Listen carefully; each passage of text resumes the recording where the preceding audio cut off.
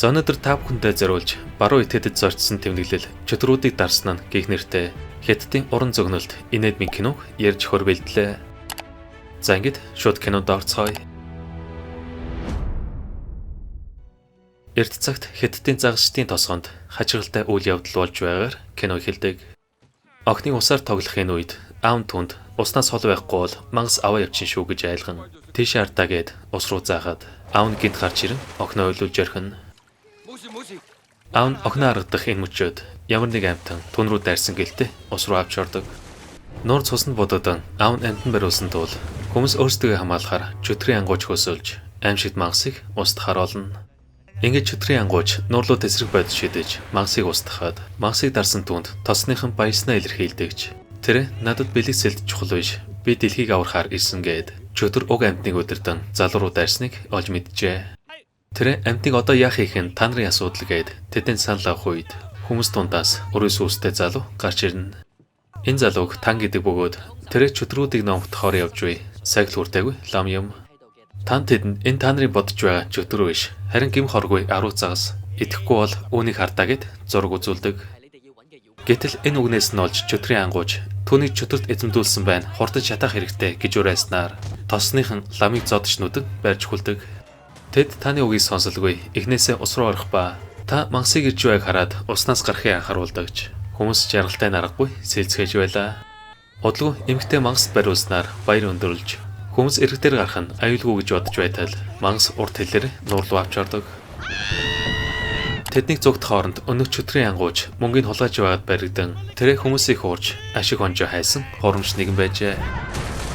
Хүмүүсийг нуугдаад юу болоод байгааг ажиглах үед охин ээж рүү хүүхүйдээ мангаст бариулан хүмүүс охиныг аврахаар хэлийн тасалж ээж нь амжих гаднаас нь барьж авдагч. Мангас охиныг залгиж ус руу авч чаддаг.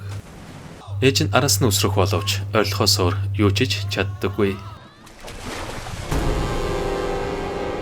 Эмэгтэй айснаас олж хөшиж орхин зугдж амжилгүй мангаст идүүлэхэд мангас гүрийг цохон хүүхдийг ус руу унгаж та арай гэж олсноосоо мултраад гүүрэн дээр гарч тэрэ залуугийн хамарнаас зулгаасан чигээрээ хүүхдийг дээш шидэн түүний гүрлөө авираад нэл хүүхдийг автал мангас тэднийг чиглэн үсэрч гарч ирдэг. Тэрэ мангасын жингээр дээш үсрэн хүүхдийн ээжд нүгсний дараа өнөг чөтрийн ангуучийг нуугдж байгааг анзаарч залууг түлхэн тэднийг буцаж байх тэрхүү мөчөөд хүмүүс туслахаар бөөнөрөө доош өсөрдөгч мангасаас хөнгөн байсан тул буцаж байна. Харин мөчөд газар дөргөн нэлийн том биетэй эмэгтэй доош өсөрч мангасыг агаар шийдснээр хуран чөтрийн ангууч дээр дарж ундаг. Ингээд мангасыг хүн болж хувирахад тан тосныхныг болиулж судрын дагуу нуугдсан чөтрийг зайлуулахар болно.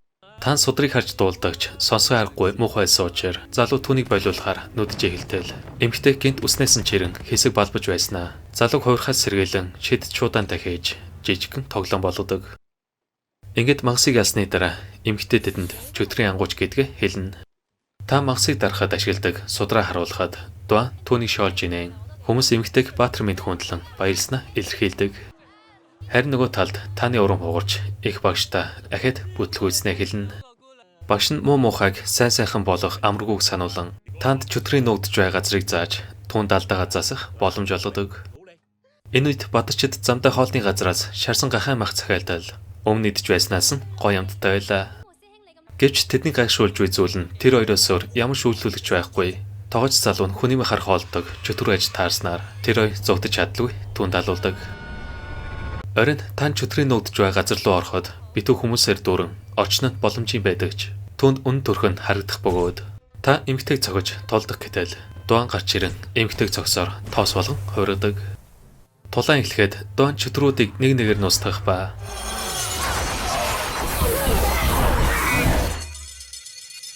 боосын дайрахад эмгтэй буувчаараа довтлон жинхэнэ төрхийн ил болгож ширүүн тулаан инхүү өрнөн. Дуан тармуурыг хамгаалж ард нь гараад хоолойг нь боох үед гахаан төрхтө чөтөр болон хувирдаг.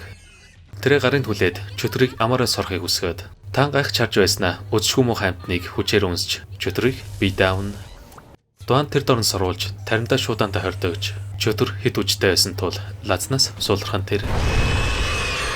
Агуу нурхаас өмнө тэр амжиж гарч цугтан удлуу нуурын дэргэд дуан шархан амжилгээр энэ дээр дарж бай гэхэд та хамарнаас нь цус харсныг анзааралгүй шархан дээр дарж байдаг. Дуан үдэн анаад түнлүү ойртон үнсэлцэх гэтэл та гинэт өөрийгөө лам гэдгээ санаж тэндээс зүгтоодно. Дуан түүнд анхны харцаар дурлсан байлаа. Ингээд та их багштай хүнд хайр сэтгэлтэй олсноо хэлдэг. Гэтэл багш нь хайр сэтгэлийг буддын сургаалтай нийцэхгүйгээд түүнийг шарсан галуунаас идэх үед хоол зарж буй эмэгтэй хулгайсны мэдээд үсийн унтал дагдсан. Эмэгтэй мөнгө өгөөч хулгайч минь гээд тэдний хөөснөөр багш нь ч бас түүнтэй адил бүтлгүү нэгэн байлаа. Ингээд тэр хоёр арайг зогтон та багшаасаа чөдрийг яаж дарахыг асуухад багш нь түүнийг сүүгүнтэй уулзсан зэвсгийн эрдмээс нь суралцаж чадвал чөдрийг дарах боломж байг хэлснээр та 500 жил хоригдсан тэрхүү байгаа газрыг заалгуулж авна. Түүнийг явахаас өмнө багш нь чөтрийн хааныг маш зайлжин хорон муу санаатай гэдгийг сануулж хуурдагтаас болгоомжлоорой гэдэг. Оройн таныг уул руу явахаар ойр алхаж байтал тэрэ хавханд орж хүмүүст баригдана. Тэд дуаныг ч бас барьж хүлсэн байх ба энэ хүтэн царайтай хүмүүс бол чөтрийн ангуучдыг устгадаг бүлэг нөхдүүд юм. Тэд тааны холоог хэрчиг гэхэд дуан нөхрөн гэдгийг хэлэн амийн өшөөхийг гуйх энэ үед та золдтой хадаас нь хурамч байсныг мэдэн тэд бүгдээрээ дуаны дор ажилдаг хүмүүс байж таардаг. Лам хүн хайр сэтгэлийн харилцаанд ор хориотой тул та хамт байж чадахгүйгээ хэлдэг гэж дуан явуулгүй түүнийг барьж хорно. Дуаныг толгоогоо гашлах энэ үед дүүн эгчигээ илүү эмгтээлэг байж бүжгээр анхаарлын татах хэрэгтэй гэдэгч дуан бүжгийн талаар ямар ч ойлголтгүй байлаа. Энэ үед дүүнд нэг санаа төрж шид цахиунсынхаа нэгийг өөртөө харин нөгөөг нь эгчийнхэн нуруунд дээр нааж хөдөлгөөний удирдахаар болно. Гэтэл залуу бүжигдэн саад болж та эмэгтэйг буруугаар ойлгох бөгөөд дүүн өнөг залууг эндээс яв гэж зодох бээр дуан яг үйлдэлийн дуурайж та нэгч бас зодож эхэлдэг. Эмэгтэй гарч хүүхдээ сахиусаа унгааж таны нуруунд наалцснаар тэрэ харуулдыг орж ирэхэд дүүийнх нь хөдөлгөөнийг дагаж хөдлөн тэдний уурыг хүргэж нэмж зодуулна. Та тэдэн гомдон явахаар шийдэх үед бэлдсэн өрхөнд нь өнөөх гахаан чөтөр орсон байлаа.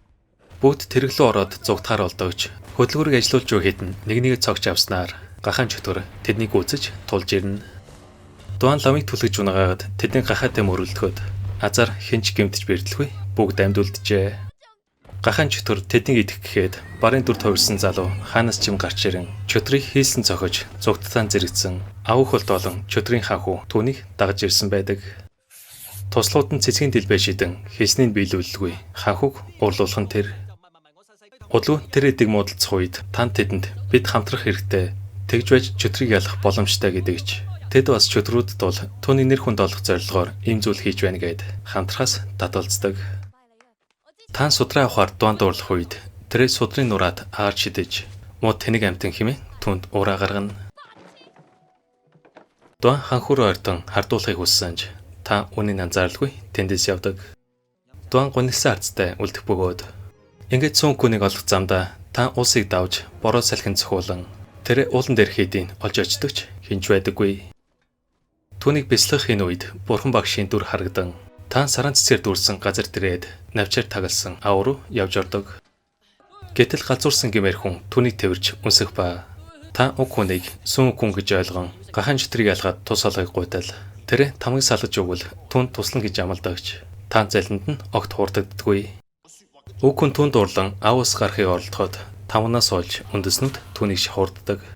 Та уг хүнийг хормоо санаа өөртөлснөөс олж олон жил зовж байгааг хэлэн хэрвээ өөрт нь туславал энэ зовлон шанал нь тайлагдана гэв. Түүнд банаа нөхөд гинт уг хүний бодол өөрчлөгдөн чөтрийг алах арга зааж өгөхөөр үзэсгэлэн тэмэгтэйг сарны доор бүжиглүүлж чадвал үлдснийг бий зохицуулъягээд төлгөө ярилцаж байтал дуан аваад орж ирэн тэдэнд туслахаар болдог. Гэвч та түүний тусламж хэрэггүй эндээс яв гэж уурлахад уг хүн эмгтээтэй цэдгэнэн бүжгийн хөдөлгөөнөөс зааж өгнө. Орой олж дооны сарны доор бүжиглэх үед та ховсдуулсан мэд харцаа салгаж чаддаггүй. Удалгүй орлог чимээ гарч өнөөх гахаан чөтөр орд иржээ. Уг хүн аваас чөтрийг дуудахад гахаан чөтөр нөхрөө толгоогоо хийж таман хүчийн саруулснаар жирийн нэгэн тороолж хуурдаг.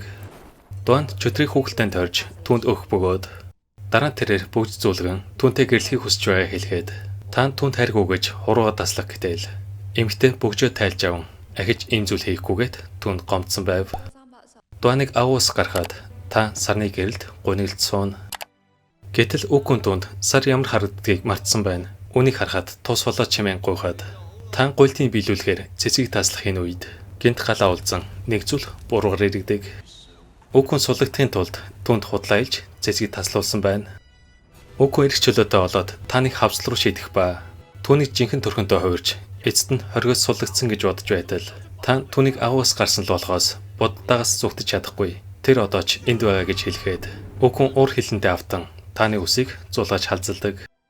Та энэ их өвдөлтийг төвчин буддын сургаалаар дотроо хариуцахад өнөөгч өдрүүд тэднийг олж иржээ. Ингээд тулаан эхлэхэд үгүй нэгнийх нь холоо хаазан залууг алах бээр агуу хөлд үгүй нэг галзуурсан сарамгчингээд түүний баруун хөл нь асар том болж хувиран чөдрийн ханыг хийслэн өшгөлдөг.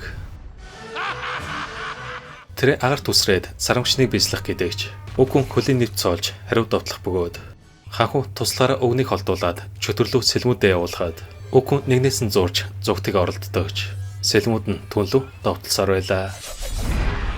Энэ мөчөд үгүй савгаараа хамгаалж сүүлчийн дайралд нь маш хүчтэй байсан тул савг нь эвдлэн үгүй биерээ сэлмийг зогсоож хэд хэсэг болгодог.